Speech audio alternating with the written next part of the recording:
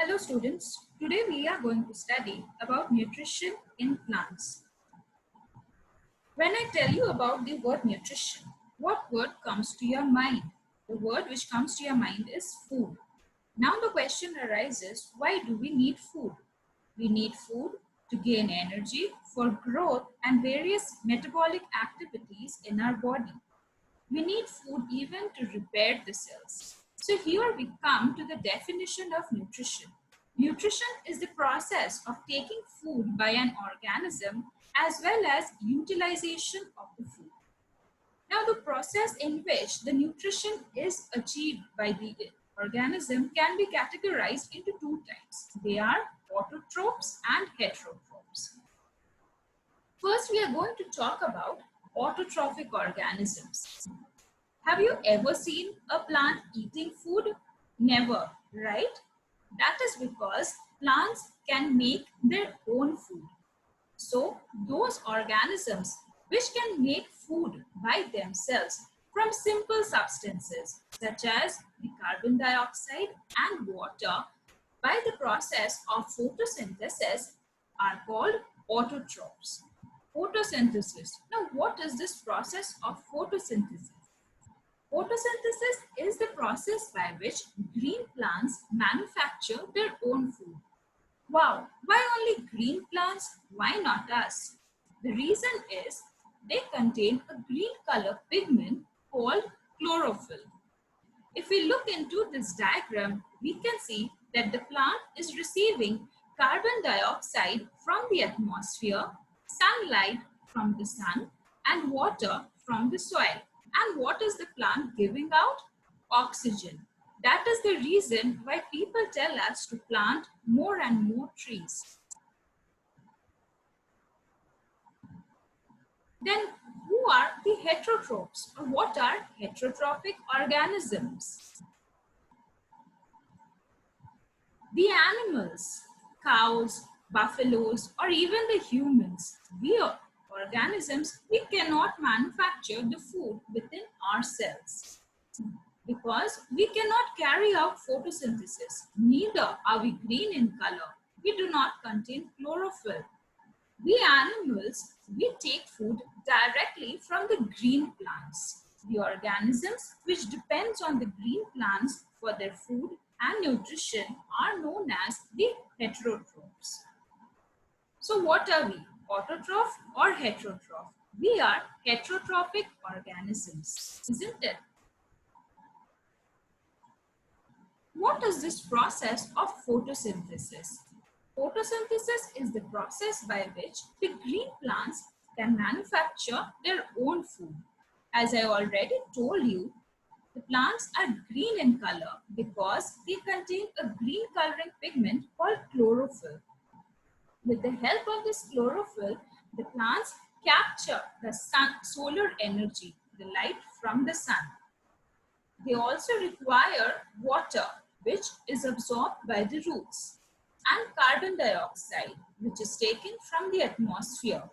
The process by which the green plants can manufacture their own food, like glucose from carbon dioxide taken from the atmosphere, water taken by the roots from the soil, and sunlight in the presence of the very important green colored pigment called chlorophyll is called photosynthesis. What do the plants give out? The plants will give out oxygen. How does the carbon dioxide from the atmosphere enter the plant body? Do plants have nostrils? No. The carbon dioxide enters the plant through the leaves. The leaves have small pores. These pores are called the stomata. If you see the leaves under a light microscope, you can see these small openings called stomata. The stomata are guarded by guard cells. These guard cells help in the opening and closing of the stomata. If we notice the diagram, the guard cells is facilitating the opening of the stomata. When the stomata opens up, the carbon dioxide enters the leaf. When the stomata is closed, there is no gaseous exchange which takes place. If we notice the stomata, the guard cells of the stomata also contain chloroplast. What do the chloroplasts contain? These chloroplasts contain chlorophyll. Over here, we can see that the sunlight is taken up by the flower, by the leaves, by the chlorophyll present in the leaves. Carbon dioxide is taken up by the leaves and the roots absorb the chlorophyll. The roots absorb the water from the soil. Now, how is the water transported to the different parts of the plant? The roots absorb the water. How will the water reach the leaves? Plants have a tube-like structure known as the xylems. The xylem tissue runs through the stem of the plants. If you notice this diagram, you can see the structure of the xylem which have fine tubes. Through these tubes, the water reaches the leaves. Where are the chlorophyll present? The chlorophyll is present within the chloroplast. And what is the function of the chlorophyll? The chlorophyll absorb the sunlight. Chlorophyll are the green colored pigments. They are present only in the green plants. They will absorb the solar energy. They'll trap the solar energy and help in the process of photosynthesis. Now the question arises, what about the non-green plants? But before we go there, we will look at the equation of the photosynthesis. What do we see? As I already told you, the plants first absorb the carbon dioxide from the atmosphere. From the air, the plant will take the carbon dioxide. The roots will absorb the water from the soil. Photosynthesis can be carried out only in the presence of sunlight. The sunlight is absorbed by the chlorophyll, the green color pigment which is present in the plants. The plant will process the carbon dioxide, the water in presence of sunlight and chlorophyll. And what do we get as the end result of photosynthesis? We will get glucose, that is the food for the plant, a carbohydrate. The plant will manufacture their own food in the form of glucose. Then the plant will release carbon dioxide, oxygen as a byproduct. This oxygen which is released as a byproduct of photosynthesis is released into the atmosphere, into the air. Now we know why planting more trees is important and how the plants are providing us with ample oxygen. That is because the plants and only the plants are able to carry out the process of photosynthesis.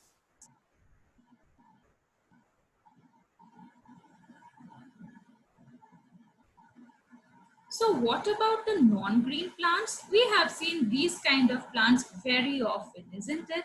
The leaves which are reddish in color, which are orangish in color, which are purple in color. What about these plants? These plants do not eat food from outside. Can they carry out photosynthesis? Of course they do. Even if the leaves are reddish in color or purple, they still do contain chlorophyll pigment in them. The chlorophyll pigment is overpowered by the reddish and the purple pigment, but they do contain chlorophyll, and these leaves are also capable of carrying out photosynthesis. Now we come across the different kind of organism, like the different kind of plants like cactus, which do not contain leaves. What about those plants which do not contain leaves? What do cactus contain in place of leaves? They do contain thorns. Have you ever wondered why cactus have thorns instead of leaves? That is because to prevent the loss of excess water. But that's fine. How do the cactus carry out photosynthesis then? In some plants, they have a green color stem. These green color stem are capable of carrying out photosynthesis. So even if a cactus doesn't contain leaves, still the plant is able to carry out photosynthesis. When you're going for a long drive or when you're playing around, have you seen green color scum forming on the top of these water bodies? What are these? These green color scum which has formed on the surface of the water body are algae. Do, do they have proper leaves or roots? No, they do not. But are they green in color? Yes, the algae are green in color. As I already told you, anything which is green in color, they will contain chlorophyll. So algae also contain chlorophyll, and algal growth are capable of carrying out photosynthesis.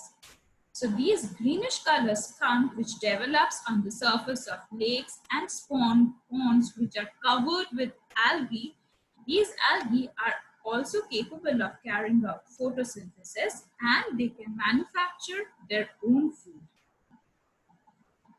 Have you heard about the term called parasite?